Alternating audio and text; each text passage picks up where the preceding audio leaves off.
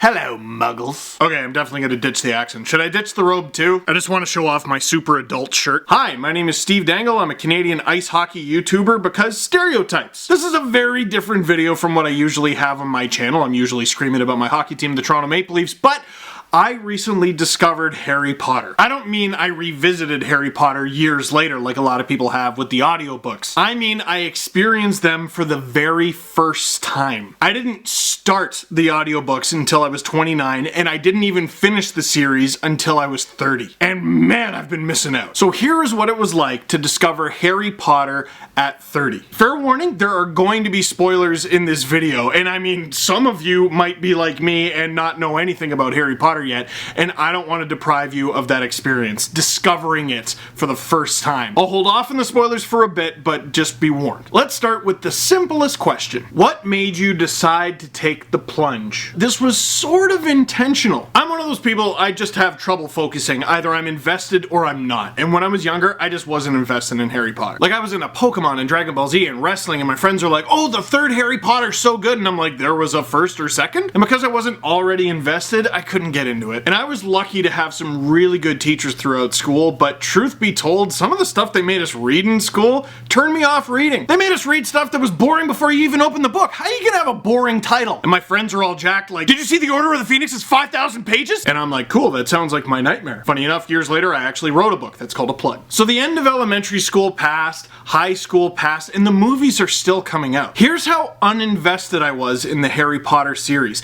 I actually went and saw one of the movies in theaters while I was in high school, and I couldn't remember which one it was when I started reading the series. The only thing I remembered about it is that there was a bubble bath. And the only reason I remember that is because one of the girls in our group went, ooh damn, when Harry got in the bath, because we were the same age as Daniel Radcliffe. By now you've probably already figured out that that was the Goblet of Fire, and that was the scene I remembered from Goblet of Fire. Like, I was so completely uninvested, I just wanted to hang out with my friends that night, that is what I remembered from Goblet of Fire. Not all the other stuff, which we'll get to later. So why did I decide to finally take the plunge? For years, I knew I was gonna do this. Okay, we're gonna save it. We're gonna try to know nothing. I even remember these way back viral videos of people standing in line for Harry Potter and the Half-Blood Prince, and these two guys walking by and ruining the end of the book for everybody. And that might be the single biggest spoiler in the entire series.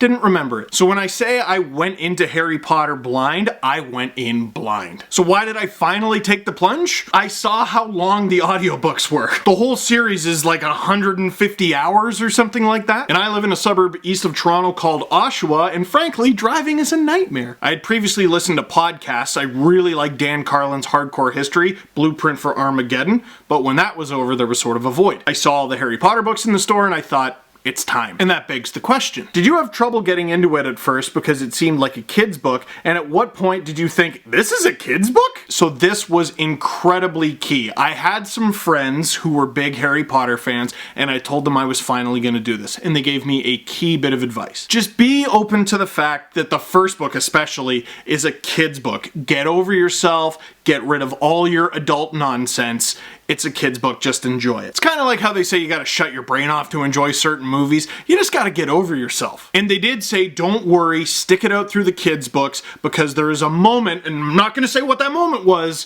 where it turns into a more grown-up story. The books sort of age with the audience. And what helped me enjoy the first book so much, especially at the beginning, because the first character we're introduced to is Vernon Dursley. And J.K. Rowling's writing is great, but remember, I consumed the books through audiobook, so my narrator was Jim Dale. Everyone keeps telling me to try out the Stephen Fry ones. I plan on doing it at some point. But what brought me in immediately is Jim Dale being all the characters that he was, and Vernon in particular reminded me exactly of a voice that my grandpa does. I'm half Italian and half random British assortment. My grandmother was from Guernsey, and my grandpa was born in Fulham. And so many of the characters and the inflection and just the way Jim Dale uses his voice to tell stories reminded me of the way my grandpa used to tell stories, especially Vernon. And I feel like as a kid you're supposed to go, wow, Harry's aunt and uncle are so mean. But as an adult I'm like, of course they're mean, it was written in Britain. I feel like cartoonishly evil suffering is a staple of British children's literature. I'm surprised it wasn't like, Harry got up one morning and they kicked him down the stairs. Maybe that was an unexplained part of the plot. He lived under the stairs because because he was so afraid of getting kicked down them every morning. Oh, I will say one other thing about Jim Dale's narration, and it's not just Jim Dale, it's that whole accent. Because I consumed the whole series through audiobook,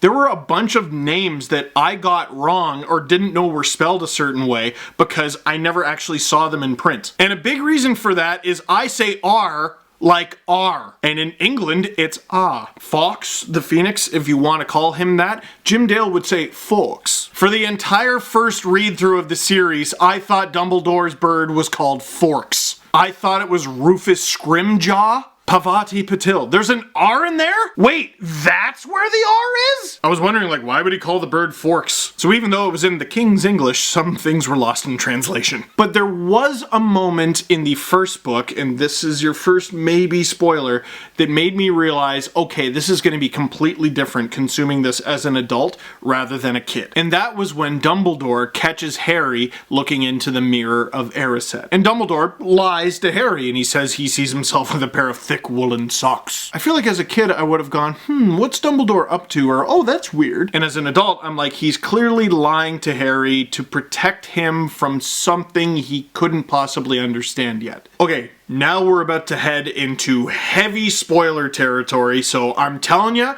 if you want to discover the magic of Harry Potter for the first time like I did, this is your chance to turn off the video, okay? I'm gonna give you to the count of 3, okay? 1, 2, have you clicked off yet? I'm warning you. 3. Snape kills Dumbledore. I warned you! Here, don't worry about it. Obliviate. This is a really interesting question. Was it better knowing that all the books were there? So I wouldn't know this, but when the first book came out, did you know there was going to be a second or a third or a 7th? So I guess in that regard, yeah, knowing that there were 7 sort of made it easier to follow, if that makes sense, or knowing how far into the story I was. It was pretty wild to see the drastic jump in the lengths of the book as the series went on, though. The Goblet of Fire is more than double the length of The Prisoner of Azkaban, and The Order of the Phoenix is over 100 pages more than that. I want to say Harry's appearance in court, which is in the 5th book, is like the halfway mark of the series. Is there a character or storyline that surprised you by how good the arc was from start to finish? From start to finish is hard because, like, throughout The Prisoner of Azkaban, I'm like, can someone kill Ron's rat? And when Scabbers is flailing around and he says Scabbers like 9,000 times, I'm like, kill it! And then when the big reveal happens, I literally burst out laughing because I couldn't believe it. But from start to finish, I mean,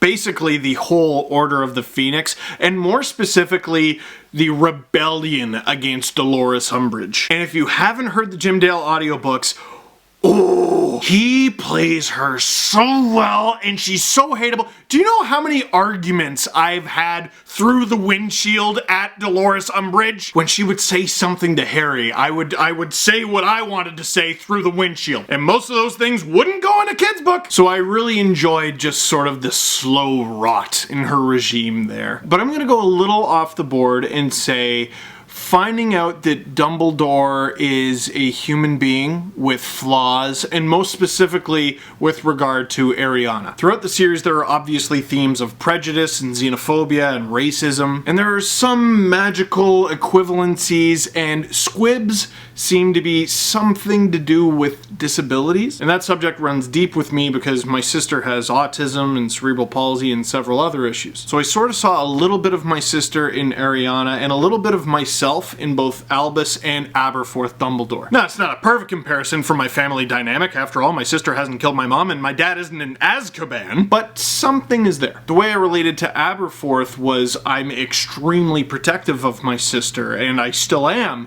and even though my parents are incredible parents to both me and my sister, there is an element of needing to help take care of her when you're growing up. And Albus, his whole life is almost a monument to her. It's penance. He's making up for how bad of a brother he was to Ariana. And I think sometimes as an older sibling, you grow up and you mature a little bit and you look back and you wish you were a better older brother. And you complain less and you have a little bit more empathy and you realize that not everything is about you. In a lot of ways, Albus's whole life after Ariana's passing was to make amends for it. So I don't know if that helps with your story arc question as much as it's just something that I found fascinating and related to in a weird way.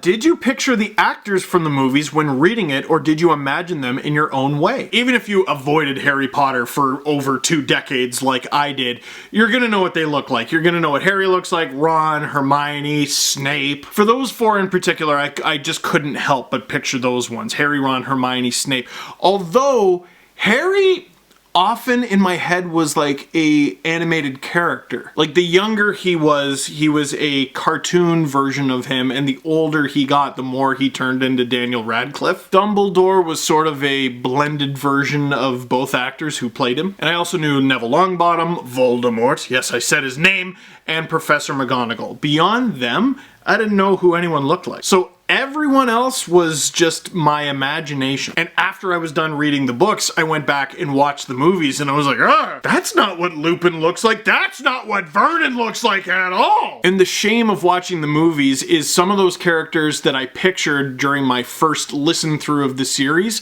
I've lost. I can't picture them anymore. I forget. Vernon is still exactly the way I pictured him the first time because the actor is so wildly off from what I thought he was. Lupin, I go in and out. Slughorn, I'm still mostly able to picture the way I pictured them the first time. And Dolores Umbridge, I just hate so much. I still picture the one that I pictured the first time. Man, if you listen to Jim Dale's interpretation of her, you're like, oh man, he knew her in real life. Like there was clearly someone in Jim Dale's past who he was like, oh, you're Umbridge now. JK too, like every time they were mean to her, she's like, whoa, I'm gonna make you the worst in a book one day. Which death hit you the hardest? This is Professor Lupin's wand because he deserved better, but at least he came out of the Resurrection Stone. What about Tonks? But Fred and George getting separated? But the worst, the one that, right in the feels because of the way it was written. And then with a little shudder, the elf became quite still, and his eyes were nothing more than great glassy orbs, sprinkled with the light from the stars. They could not see. If you didn't cry when Dobby died, straight up just go to jail. And I'll end with this. How does it feel to be such a Hufflepuff? Which sounds an awful lot like, how do you feel not being good at anything? I feel like the Toronto Maple Leafs are like Ravenclaw. They wear blue, and no matter how smart they think they are, it doesn't seem to help them out on the Quidditch pitch. But it feels great being a Hufflepuff. I am quite proud, and how dare you, selling the house of Cedric! Although one of the things that annoyed me the most throughout the book is I would just be like, JK, stop trying to make Ernie Macmillan happen. And how was Zachariah Smith in the same house as Cedric Diggory? Guy's a jerk! So my response to you is silencio. So that's it for this weird little video that I've been thinking about for a long time. That's what it was like to discover Harry Potter at 30 years old. What did you think of this video? Did you like it? Would you like more Harry Potter content? Leave a comment down below. Before I let you go, I did mention that I wrote my own book, This Team is Ruining My Life, But I Love Them, How I Became a Professional Hockey Fan. It's about my life as a Leaf fan, but also my odyssey through trying to make a living off of YouTube, which took over a decade to pull off. Whether you're a hockey fan or not, I think you'll like it. So that is it for this one. Thank you very much for watching. Click like if you like this video. Click subscribe if you really liked it. Tell all your friends to believe in magic.